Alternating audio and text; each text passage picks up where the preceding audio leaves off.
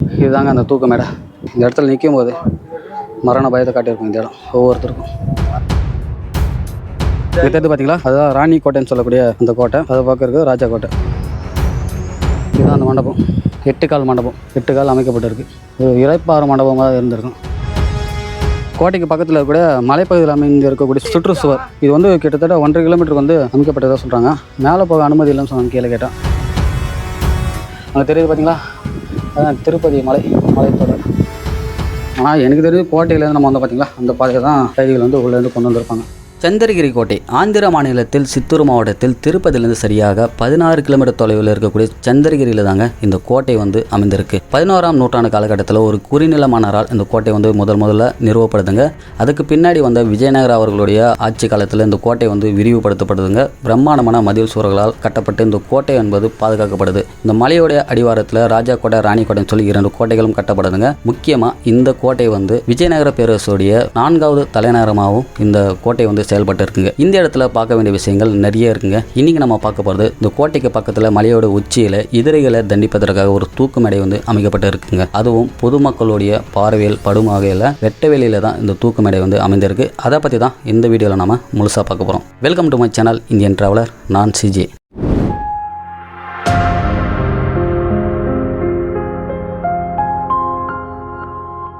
இப்போ நம்ம சந்திரகிரி கோட்டையில் இருக்குங்க. சந்திரகிரி கோட்டையில் வந்து முக்கியமான ஒரு இடம் வந்து தூக்கு மேடைன்னு சொல்லுவாங்க. அதாவது எதிரிகள் வந்து தண்டிக்கக்கூடிய தூக்கு மேடை. அந்த இடத்துக்கு தான் நம்ம போக போகிறோம். வழி எப்படி இருக்குன்னு தெரியல. நம்மளும் இப்போ ஃபஸ்ட் டைம் தான் போயிட்டு இருக்கோம்.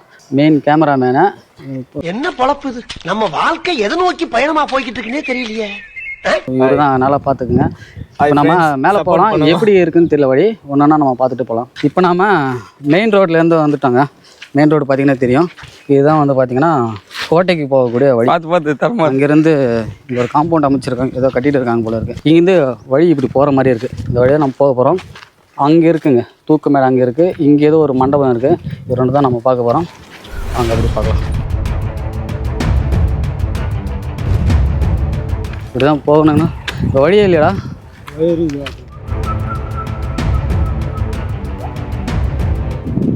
இப்போது கொஞ்சம் மேலே வந்திருக்காங்க. அதுக்குள்ளே ரெஸ்ட் எடுக்கிறாங்க. இப்படியே காட்டுற மாதிரி வியூவு. இது தெரிஞ்சு பார்த்தீங்களா, அதுதான் ராணி கோட்டைன்னு சொல்லக்கூடிய அந்த கோட்டை. அதை பார்க்கறதுக்கு ராஜா கோட்டை. கீழே நம்ம பார்க்கலாம். அதுதான் ஹைவே.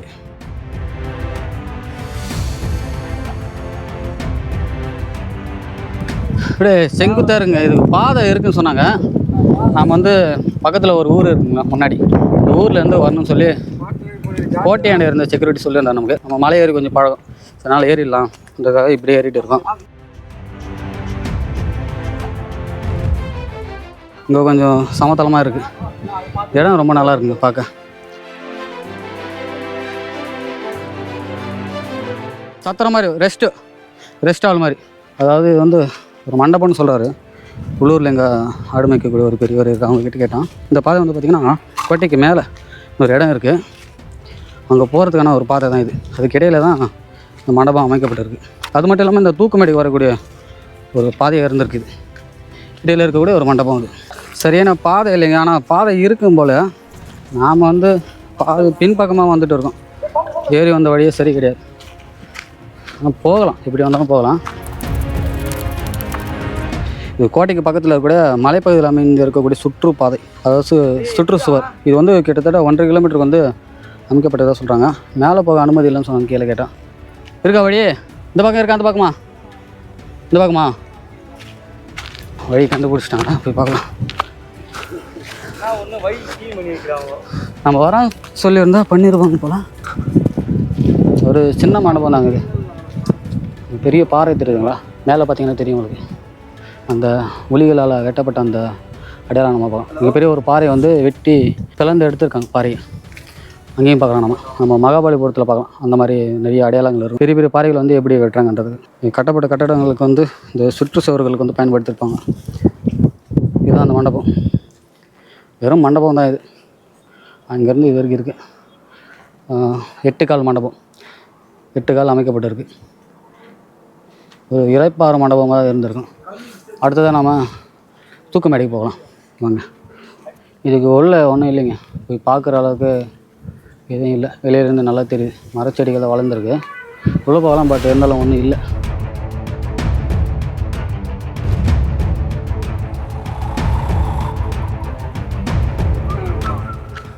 தெரியுதுங்களா? அங்கேருந்து இப்படியே வருதுங்க. கோட்டைக்கு பாதுகாப்பு சுற்றுச்சுவர்.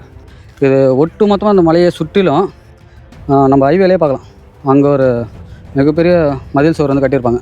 அது சுற்றிலுமே வந்து தண்ணீர் இருந்திருக்கு. அதில் வந்து முதலைகள் இட்டு வச்சுருக்காங்க. சரிங்களா? தெரியுங்களா? சுற்றுச்சுவர் அமைச்சிருக்காங்க. இடம் பார்க்கவே ரொம்ப அருமையாக இருக்குங்க. சென்னைக்கு பக்கத்தில் இப்படி ஒரு இடம்ன்றது ரொம்ப பெரிய விஷயம்.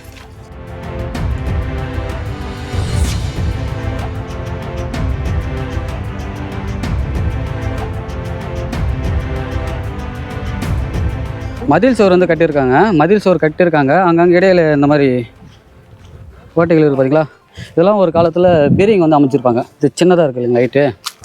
இந்த மாதிரி இருக்கிறதெல்லாம் காவல் ஆட்கள் வந்து இருந்திருப்பாங்க. காட்டம் பாருங்கள், கீழே பாருங்கள், காற்று பயங்கரமாக அடிக்குதுங்க.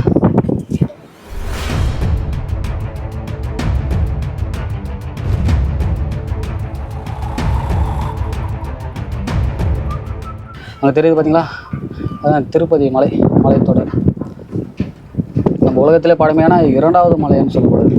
அதெல்லாம் திருப்பதி சிட்டி. கீழே பாருங்கள், கிட்டத்தட்ட எத்தனை அடி இருக்குன்னா 50-60 அடி இருக்குங்க ஹைட்டு. 50-60 அடி ஹைட்டு இருக்கும். மேலேயும் தெரியுதுங்களா? அந்த இடத்துல அங்கேயும் மதில் சுவர் கட்டிருக்கு. கீழே கொஞ்சம் மிஸ் ஆகி கால் விட்டானா கூட ஜோலி முடியாது. காற்றடிக்குது ரமேஷை பயங்கரமாக பார்த்து. கீழே ஒரு 50 அடி ஆழம் இருக்காதா? 50-60 அடி இருக்கும்.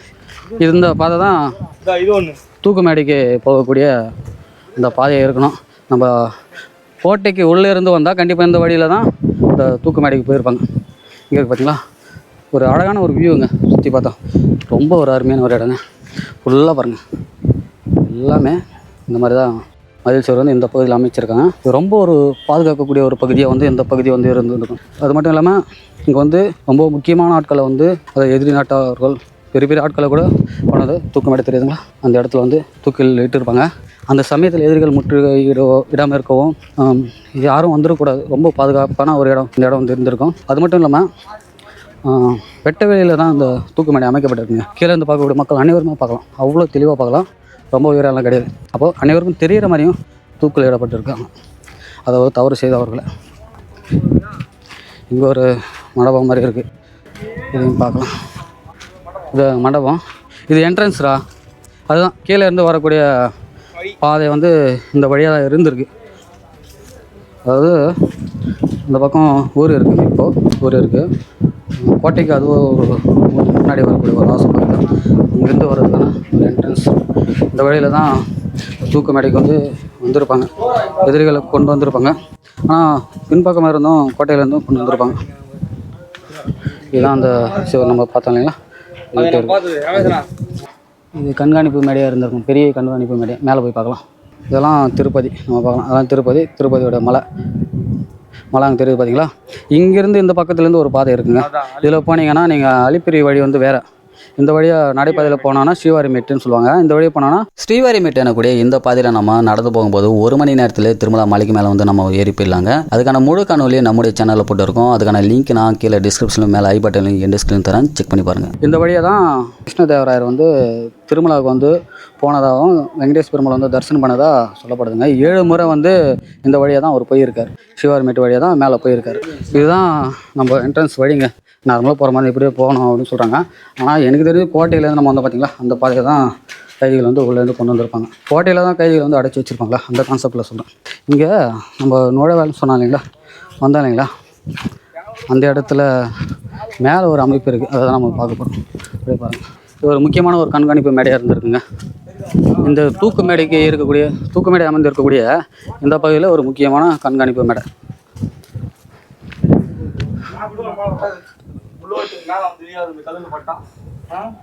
ஒரு 3 பேர் இருக்கிற மாதிரி இருக்குது. ஆனால் அந்த இடத்துல எல்லாம் பார்த்தீங்கன்னா ஒரே ஒரு ஆள் தான் இருப்பாங்க.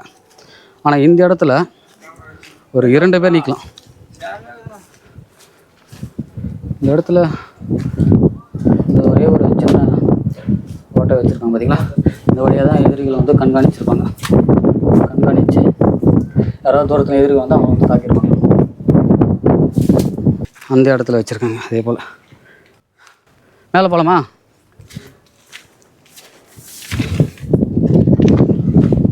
சரிங்களா, அதுதாங்க அந்த பாறை தாங்க இருக்குது ரொம்ப ஹைலைட்டு.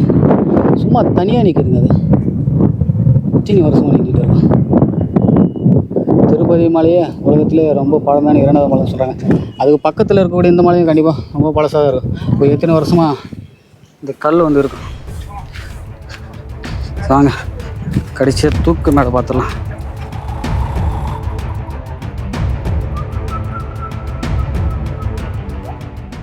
இங்கேருந்து அருமையாக இருக்குங்க பார்க்க.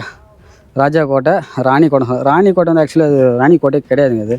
அது நம்ம அது பார்க்கும்போது கோட்டையை பற்றி பார்க்கும்போது அதோட வரலாறு பார்க்கலாம். இந்த பக்கம் பாதை இருந்திருக்குமா இல்லையான்னு தெரியல. இந்த பக்கம் பாதை இருந்ததுக்கான அடையாளமே தெரியல. இந்த பக்கம் போனால் தான் அங்கே தெரியும். போய் பார்க்கலாம். இதுதான் வழி. ஆக்சுவலி இதாங்க வழி. இப்படி வருது வழி. அப்படியே வருது பார்த்தீங்களா. அங்கே கீழே இருந்து அப்படி வருது படி. அந்த பக்கம் வழி இருந்திருக்கு. அது வந்து இப்போது சரியில்லை. இப்படி வந்திருக்கு. இப்படியே வந்து தான் தெரியுதுங்களா. இதுதான் வழி. அது கோட்டைக்குள்ளே இருந்து கைதிகளை கொண்டு வந்திருப்பாங்க. இங்கேயும் கண்காணிப்பு இருக்குப்பாங்க. கண்காணிப்பு நடை போல் காவலாளிகள் வந்து கண்காணிக்க அப்படியே போகலாங்க. இதான் அது மிகப்பெரிய பாறை. இதான் வழி. இங்கே இருக்குங்க. ரொம்ப சின்ன வழியாக இருக்குது. ஓ, இப்படி ஒரு வழி வருதுங்க. இப்படி வழி போகுது. இந்த பக்கம் வழி இருக்குது. மொத்தமே தெரியுங்களா. மதில் சுவர் இருக்குது. இந்த பக்கம் வழி வர்ற மாதிரி இருக்குது. இது சிதலம் அடைஞ்சதா இல்லையான்னு தெரியல. இதாங்க வழி. இப்படி தான் போகணும்னு நினைக்கிறேன். ப்ராப்பரான வழி இல்லை. தம்பி ஏறாரு. ஏறு ஏறு ஏறு. நான் மட்டும் எப்படி ஏறுவேன்? எப்படா போன மணி நீயா? அப்படி ஏறினா தாவுடா தாவுன்றானே. கடைசியாக நானும் இந்த வழியாக தாங்க மேலே ஏறி போனேன். ரொம்ப கஷ்டமாக இருக்குது. ஒருத்தருடைய உதவி இல்லாமல் இந்த இடத்துக்கு வந்து போக முடியாது. அந்த மாதிரி ஒரு இடத்துல தான் அந்த தூக்கு மேடை வந்து அமைந்திருக்கு. இதுதாங்க அந்த தூக்கு மேடை. தெரியுதுங்களா. எத்தனை பேர் உயிர் இருந்திருப்பாங்க இந்த இடத்துல. இந்த இடத்துல நிற்கும் போது மரண பயத்தை காட்டியிருக்கும் இந்த இடம் ஒவ்வொருத்தருக்கும். இது பார்த்தீங்கன்னா தெரியும். கயிறு போடுறதுக்காக வெட்டியிருக்காங்க பாருங்கள். 4 பக்கம் தெரியுங்களா. அந்த கயிறு இங்கே கயிறு இல்லைங்க, சங்கிலி ஊராட்சி இருக்குது. இரும்பு ஊராய்வு ஏற்பட்டதாக இந்த மாதிரி சங்கிலி போட்டிருப்பாங்க இரும்பில். இல்லைன்னா அந்த மாதிரி சிலும்பு பிடிச்சிருக்கு பார்த்தீங்களா. இரும்பு பாறையோட உராயும் போது தான் இந்த ஒரு அடையாளத்தை நம்ம பார்க்க முடியும். இது வந்து சைன் அமைச்சிருப்பாங்க, சங்கிலி அமைச்சிருப்பாங்க. அதில் வந்து கயிறு வந்து தொங்க விட்டுருப்பாங்க. இங்கே ஒரு ஆமையோட புடைப்பு சிற்பம் இருக்குது, நம்ம பார்க்கலாம். ஆமையோட சிற்பம் வந்து செதுக்கப்பட்டிருக்கு. ஆமையோட சிற்பம் எதுக்கு செதுக்கிறதுன்னு தெரியல. ஹைவேங்க, திருப்பதிக்கு போகக்கூடிய ஹைவே. திருப்பதி மலை, திருப்பதி சிட்டி.